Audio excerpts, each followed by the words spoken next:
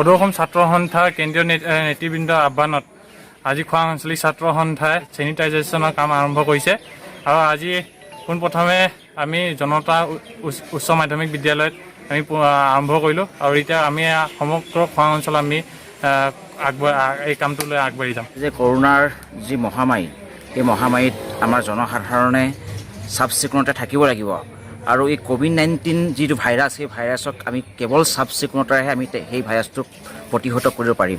আমি খোৱাঙৰ কেইবাখনো বিদ্যালয় মহাবিদ্যালয় খোৱাং থানাত আমি চেনিটাইজেশ্যনৰ কাম আৰম্ভ কৰিছোঁ।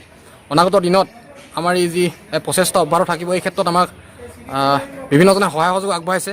সকলোকে আমি ইয়াৰ পৰা আমি ধন্যবাদ জনাইছোঁ।